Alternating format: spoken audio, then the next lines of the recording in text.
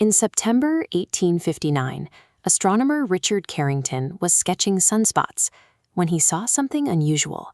Right before his eyes, an intensely bright flash erupted directly from the surface of the sun. Less than 18 hours later, the night skies across the globe lit up. Auroras, normally confined to the polar regions, were suddenly visible as far south as the Caribbean. Down on the ground, the era's most advanced technology began to fail. Telegraph operators across Europe and North America reported receiving severe electric shocks from their equipment. Wires started sparking, and some telegraph paper even caught fire completely unprompted. This was the Carrington event. The world learned that a storm on the sun could cross millions of miles of space and directly manipulate electrical currents here on Earth. A few burnt telegraph papers were the worst of the damage in 1859. By contrast, in March 1989, a much smaller solar storm struck Earth and completely overwhelmed the power grid in Quebec. In less than 2 minutes, 6 million people lost their electricity. This diagram shows how a Carrington-level storm would impact our modern infrastructure. The massive electrical surge would overload our continental power grids. The excess current carries enough heat to literally melt the massive transformers that serve entire cities, potentially causing blackouts that could last for months or even years.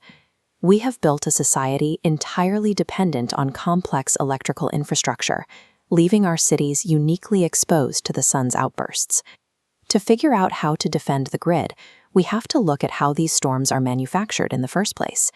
We can map the inside of the sun using a technique called helioseismology. Just as earthquakes help us understand the Earth's interior, solar physicists measure low-frequency sound waves that constantly ripple through the sun, giving us a clear picture of its hidden layers. Those waves reveal a core made entirely of plasma, a thick soup of charged particles heated to 27 million degrees Fahrenheit. Here, the crushing pressure forces these hydrogen atoms to smash together and fuse into helium, releasing immense amounts of energy. This animated cross-section illustrates the delicate balance keeping the star intact. The continuous detonation of nuclear fusion pushes out from the center. At the exact same time, the immense weight of gravity pushes inward. These two opposing forces perfectly cancel each other out. The energy generated in that core struggles to escape. It has to force its way through an incredibly dense plasma layer called the radiative zone. It takes a single packet of light over 100,000 years just to bounce and push its way through this thick obstacle course.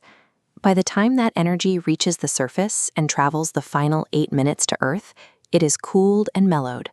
The steady, calm sunlight we feel on a peaceful summer afternoon is the exhausted byproduct of a violent nuclear reactor. Right above that dense interior is the convection zone. Here, the plasma boils and churns. This constant rolling motion acts like a giant mechanical turbine, generating powerful electrical currents. As these currents flow, the sun spins. But because the sun isn't solid, the equator rotates much faster than the poles. This uneven spinning takes the sun's straight magnetic field lines, drags them horizontally, and forces them to stretch and braid together into tight knots. Eventually, that magnetic tension becomes too great to be contained. The twisted knot of magnetic energy punches through the outer surface. We see these rupture points from Earth as sunspots, and they are the exact locations where solar storms are born. As the boiling plasma continues to physically push and shove the sunspots, those braided magnetic lines are forced to cross. When a positive and negative line touch, they short-circuit. The sudden snap releases an explosion of built-up heat and energy. If the explosion is powerful enough, it physically severs the magnetic loops holding the sun's outer atmosphere in place.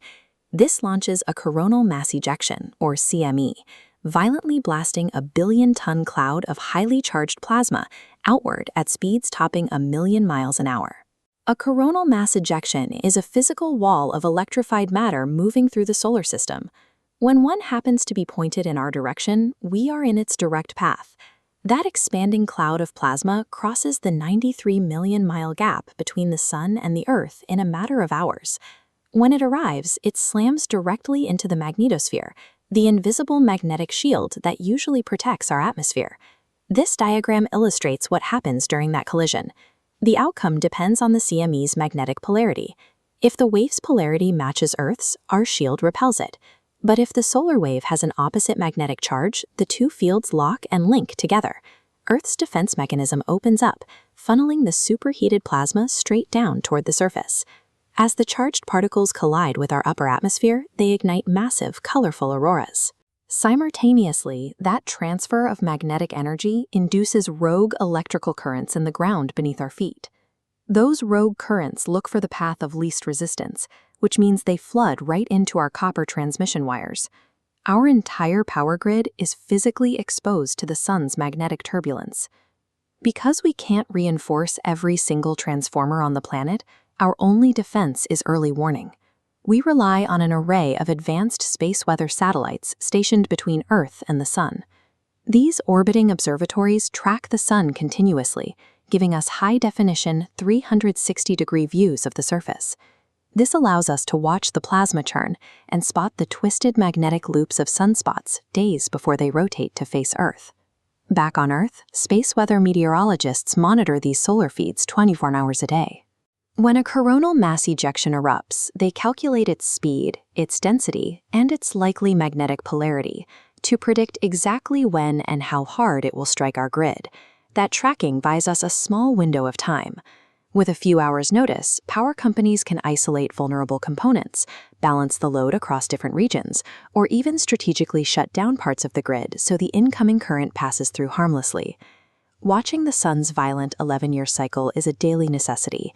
Our ability to keep the lights on, the water pumping, and the hospitals running relies entirely on our constant vigilance against the star we orbit.